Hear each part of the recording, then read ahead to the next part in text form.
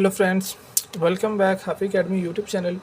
आज का जो हमारा क्वेश्चन है वो है सिंप्लेक्स मेथड का स्पेशल केस। ठीक है,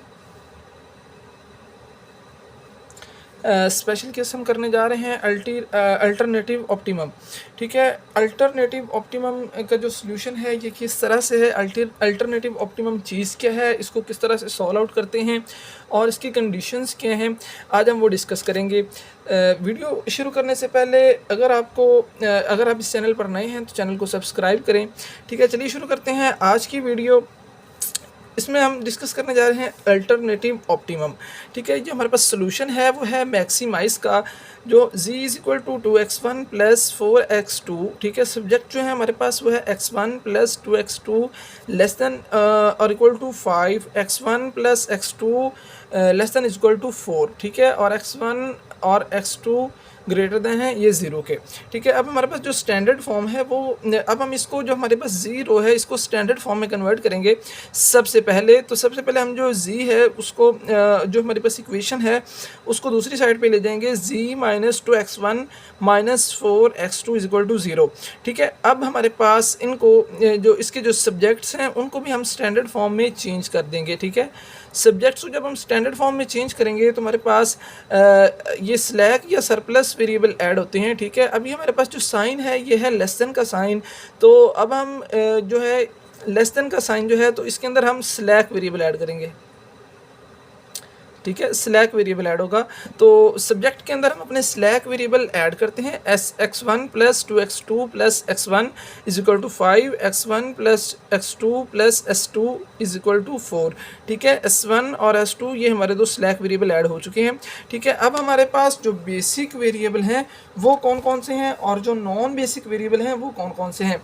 अब हमारे पास जो बेसिक वेरिएबल है वो है s1 और s2। ठीक है, जो हमारे पास नॉन बेसिक हैं वो है x1 और x2।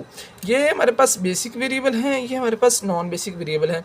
ठीक है, अब हमारे पास जो कंडीशन बनेगी वो है x1 x2 s1 s2 ये हैं ग्रेटर देन 0 के। अब हम इनको यूज़ करते हुए एक न्यू ज़ीरो जनरेट करेंगे। ठीक है, ज़ीरो किस लिए हम जनरेट करेंगे जिस ज़ीरो को, ठीक है, जिससे हम अपना जो है फर्स्ट अल्टरनेटिव जो है वो बनाएंगे। ठीक है, आइट्रेशन टेबल बनाएंगे। ठीक है, तो जो हमारे पास फर्स्ट ज़ीरो आएगी वो आएगी z माइनस इसको यूज़ करते हुए 2x1 माइनस 4x2, और ये जो हमारे पास s की वैल्यू होगी ये 0 होगी, minus 0 s1 minus 0 s2 is equal to 0। ठीक है, ये हमारे पास इसकी वैल्यू आएगी। अब हम इसको यूज़ करते हुए हम जो है अपनी आइट्रेशन बनाएंगे, और ये जो हमारे पास कंडीशंस हैं इनको यूज़ करते हुए, ठीक है, आइट्रेशन, ये जो हमारा मेथड है इस सिंप्लेक्स मेथड का स्पेशल केस है। तो ये जो फर्स्ट से हम इसको करने जा रहे हैं ये सिंप्लेक्स मेथड की तरह ही होगा। ठीक है, आफ्टर सॉल्यूशन, ठीक है, हम इसको देखेंगे कि जो है हमारा अल्टरनेटिव ऑप्टिमम किस जगह पे आता है। ठीक है, इसको किस तरह से यूज़ करना है और इसके क्या क्या कंडीशंस हैं। ठीक है, ये हम क्वेश्चन के अंदर देखेंगे। अब हम आते हैं अपनी फर्स्ट आइट्रेशन के अंदर, तो हम सबसे पहले लिखेंगे अपनी ज़ीरो। ठीक है, जो हमारे पास ज़ीरो होगी वो लिखी जाएगी, और उसके बाद हमारे यहाँ पे आएंगे बेसिक वेरिएबल। ठीक है, बेसिक वेरिएबल जो थे हमारे पास s1 और s2 थे। ठीक है, s1 और s2। ठीक है, अब हम इनकी वैल्यूज़ लिखेंगे। z की जो हमारे पास वैल्यू आई है वो z, ठीक है, वो है z एज इट इज़ आ गया, और ये हमारे पास -2, ठीक है, -4, ठीक है, ये हमारे पास 0 आ गया। ठीक है, और उसके बाद हमारे पास s2 की वैल्यू 0। ठीक है, और हमारे पास इसका जो सोल्यूशन है वो भी 0। ठीक है, अब जो हमारी s1 और s2 की वैल्यूज़ होंगी, ठीक है, अब हम उनको लिखेंगे। ठीक है, ये हमारे न्यू सब्जेक्ट बने थे स्टैंडर्ड फॉर्म में। x1 की वैल्यू जो है वो है 1। ठीक है, x2 की जो वैल्यू है वो है 2। ठीक है, और जो हमारे पास s1 की वैल्यू है वो है 1, s2 इसमें 0 है, और इसका सोल्यूशन है वो है 5। ठीक है, अब हम आते हैं नेक्स्ट सेकंड वाली इक्वेशन पे।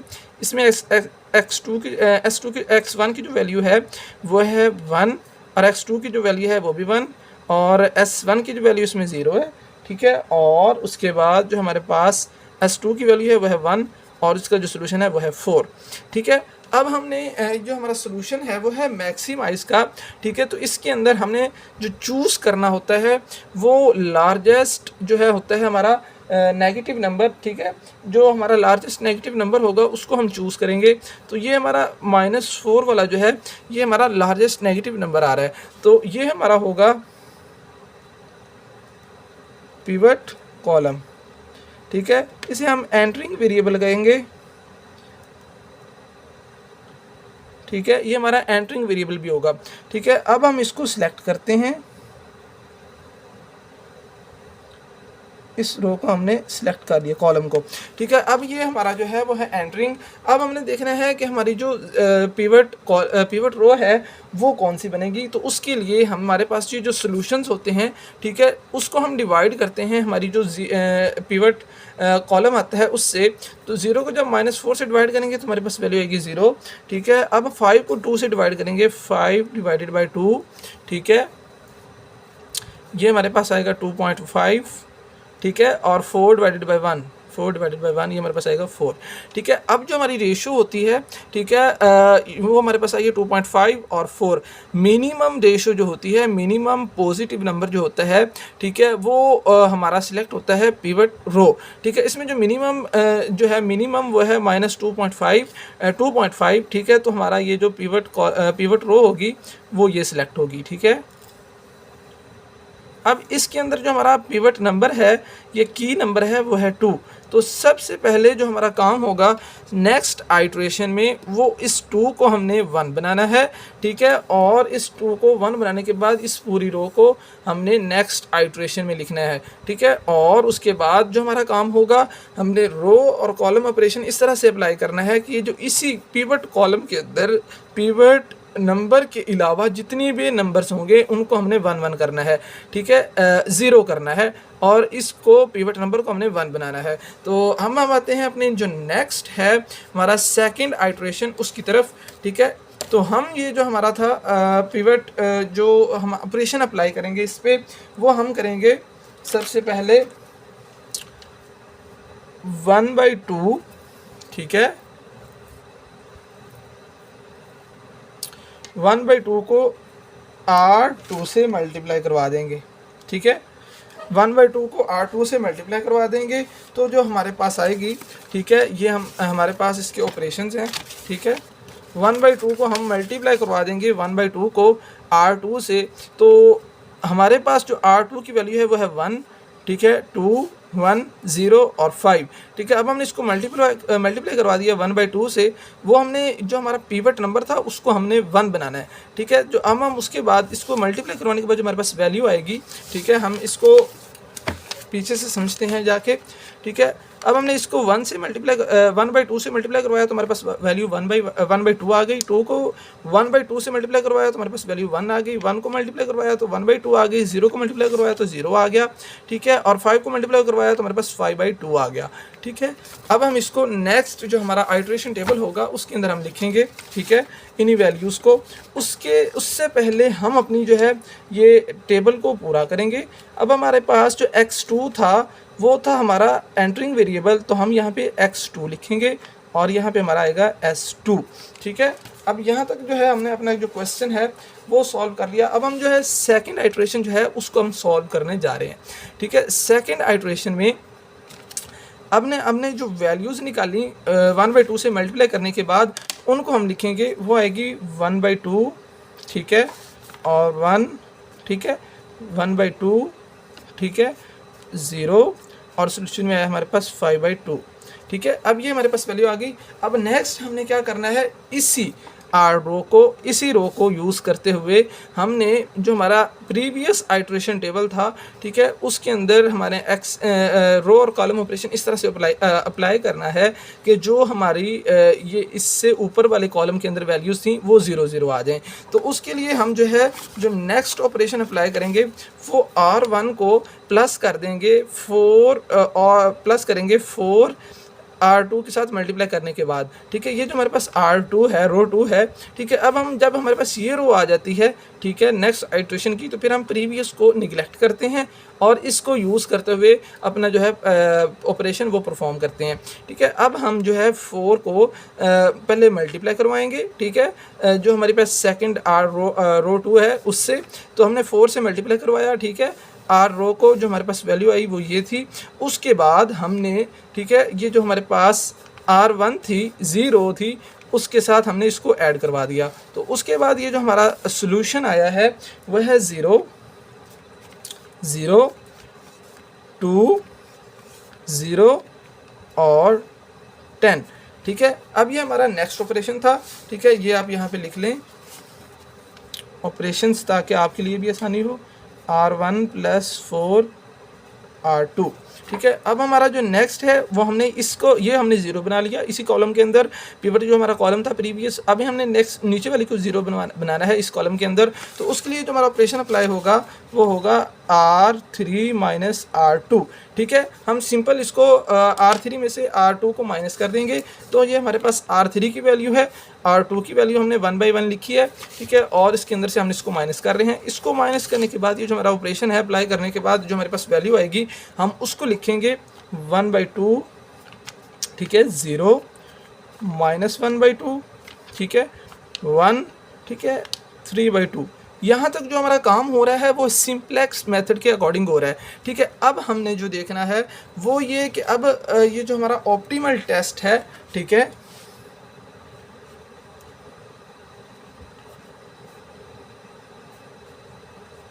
ठीक है, ऑप्टिमल जो टेस्ट है वो अब हमारा पास हो चुका है। किस तरह से? ये जो हमारे नॉन बेसिक वेरिएबल थे, ठीक है, उनकी जो वैल्यूज़ थी वो अब 0 आ चुकी हैं, ठीक है, वो अब नॉन नेगेटिव हैं, ठीक है। ये ऑप्टिमल टेस्ट हमारा जो है पास हो गया है। अब ये जो हमारा टेबल है, ठीक है, ये भी ऑप्टिमल है, ठीक है,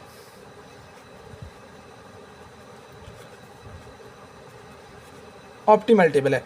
अब हम जो है इनकी वैल्यूज़ निकालते हैं। ये जो हमारे पास वैल्यूज़ थी, ठीक है, अब हमारे पास जहाँ पे जो वैल्यूज़ थी नॉन बेसिक वेरिएबल की, ठीक है, वो z की जो है वो है 10, ठीक है, x2 की जो हमारे पास वैल्यू आई है वह है 5/2, लेकिन s1 जो है जो हमारे पास नॉन बेसिक वेरिएबल है उसकी वैल्यू नहीं आई, ठीक है, x1 की वैल्यू यहाँ पे 0 है, ठीक है। जब हमारे पास किसी भी, ठीक है, नॉन बेसिक वेरिएबल की वैल्यू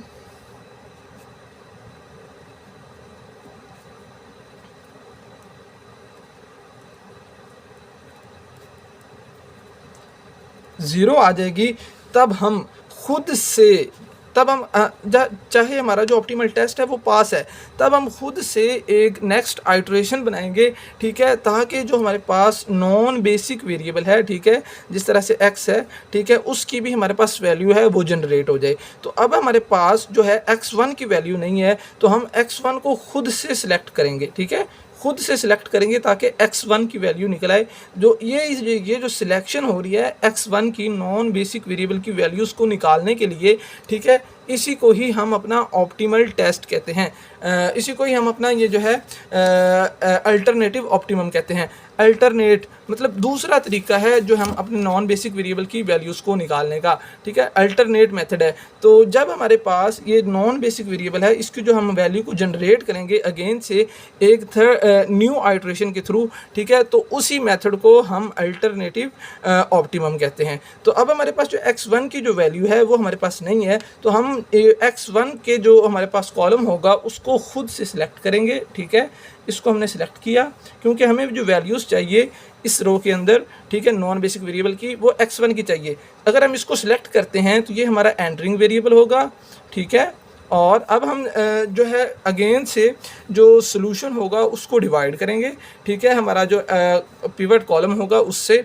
तो 10 को 0 से डिवाइड करेंगे तो हमारे पास वैल्यू आएगी 10, 5 और 2 को डिवाइड करेंगे 1/2 से, ठीक है, जो हमारे पास वैल्यू आएगी वो 5/2 1/2, तो हमारे पास आ जाएगी अगेन से 10। ये 2 ऊपर जाके मल्टीप्लाई हो जाएगा, ये हमारे पास 2 ऊपर जाके जब मल्टीप्लाई होगा नीचे 5 आएगा, तो ये हमारे पास वैल्यू आएगी 5, ठीक है। और उसके बाद ये जो है हमारे पास नेक्स्ट है, ठीक है, 3 है, ठीक है, 3 डिवाइडेड बाई 2 और इसको डिवाइड करेंगे 1/2 से, 2 ऊपर जाके मल्टीप्लाई हो जाएगा, ये बन गए 6/2, तो ये हमारे पास इसकी वैल्यू आएगी 3। ठीक है, अब जो हमारे पास स्मॉलेस्ट पॉजिटिव नंबर है वो है 3, तो हमारा ये जो रो सिलेक्ट होगी वो ये सिलेक्ट होगी। ठीक है, याद रहे कि ये जो हम काम कर रहे हैं वो हमारा ये जो नॉन बेसिक वेरिएबल था, ठीक है, उसकी वैल्यूज़ को निकालने के लिए कर रहे हैं। ठीक है, नॉन बेसिक वेरिएबल की वैल्यूज़ को निकालने के लिए। ठीक है, और इसी वैल्यूज़ को निकालने के लिए जो हम नेक्स्ट आइट्रेशन कर रहे हैं, ठीक है, इसी को ही हम अल्टरनेटिव ऑप्टिमम कहते हैं। ठीक है, यहाँ तक हमारा ऑप्टिमम टेस्ट पास हो चुका है, लेकिन अगेन इसके बाद फिर हम खुद से एक वैल्यूज़ चूज़ करेंगे। ठीक है, और हम अपना एक नई आइट्रेशन करेंगे और उसके बाद हम अपना टेबल बनाएंगे। ठीक है, और उसकी जो है हमारे पास नॉन बेसिक वेरिएबल है उसकी जो है वैल्यूज़ वो जनरेट करेंगे, निकालेंगे। ठीक है, अब उसके लिए हम जो है नेक्स्ट जो अपना टेबल बनाएंगे, ठीक है, जो 0 होगी। ठीक है, उसके बाद x2 है, ये एज इट इज़ आएगा। x1 जो है ये एंटरिंग वेरिएबल है, ये x1 आ जाएगा। ठीक है, अब हम इसके जो है सबसे पहले जो हमने करना है वो ये कि हमने ये जो हमारे पास पिवट नंबर है, ठीक है, इसको हमने 1 करना है। तो उसके लिए हमारे पास जो हमारा परफॉर्म होगा ऑपरेशन वो ये होगा, 2 को मल्टीप्लाई कर देंगे R3 से। ये जो हमारे पास R3 है इस सारी को हम 2 से मल्टीप्लाई करेंगे। ठीक है, हम यहाँ भी लिख देते हैं 2 × R3। ठीक है, ये हमारा फर्स्ट ऑपरेशन है। ठीक है, अब हमने जब 2 को मल्टीप्लाई किया R3 से, तो R3 1/2 है, 2 से मल्टीप्लाई किया तो 1 आ गया। ठीक है, R3 0 है तो इसको 2 से मल्टीप्लाई किया 0 आ गया। ठीक है, और उसके बाद R3 1/2 है तो इसको 2 से मल्टीप्लाई किया तो -1 आ गया, और R3 जो है वो है 1। ठीक है, इसको 2 से मल्टीप्लाई किया तो 2 आ गया, और R3 यहाँ पे है 3/2, तो इसकी जब मल्टीप्लाई किया तो इसकी वैल्यू आई 3। ठीक है, इसको हम एज इट इज़ लिखेंगे आफ्टर परफॉर्मिंग सोल्यूशन। ठीक है, 0 -1, ठीक है, और 2 और 3। ठीक है, अब हमने जो नेक्स्ट करना है वो ये काम करना होता है कि जो हमारा पिवट कॉलम होता है, ठीक है, इसके अंदर जो हमने वैल्यूज़ होती हैं उनको 0 करना होता है। तो हम देखें कि जो हमारी फर्स्ट वन है 0 के अंदर जो वैल्यू है वो ऑलरेडी 0 है, तो इस पर हमारा कोई भी ऑपरेशन अप्लाई नहीं होगा, तो इसको हम एज इट इज़ लिख देंगे 0 0 2 0 10। ठीक है, अब ये हमारे पास इसकी वैल्यू आ गई। अब ये जो हमारी नेक्स्ट है ये है 1/2, तो इसको परफॉर्म करने के लिए हम अपना कोई ऑपरेशन अप्लाई करेंगे। तो इसका जो ऑपरेशन अप्लाई करेंगे वो करेंगे R2 डिवाइडेड बाय 1/2 R3। सबसे पहले हम जो है R3, ये जो हमारे पास R3 है रो 3, ठीक है, इसको 1/2 से मल्टीप्लाई कराएंगे और उसके बाद उसको सब्ट्रैक्ट करवा देंगे R2 से। ठीक है, सबसे पहले हम इसको 1/2 से मल्टीप्लाई करवाते हैं। मल्टीप्लाई करवाने के बाद जो हमारे पास वैल्यू आई, ठीक है, वह है 1/2 0 -1/2 1 और 3/2। ठीक है, अब हम इसको जो है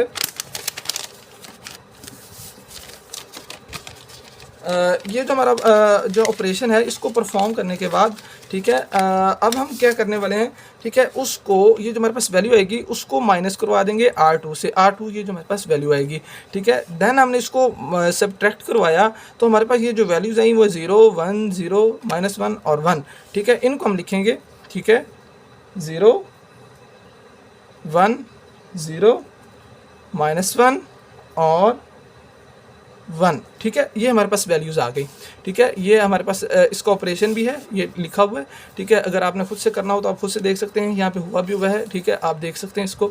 ठीक है, अब हमारी जो वैल्यूज़ हैं, ऑप्टिमल टेस्ट जो है वो अगेन से हमारा पास होगा। ठीक है,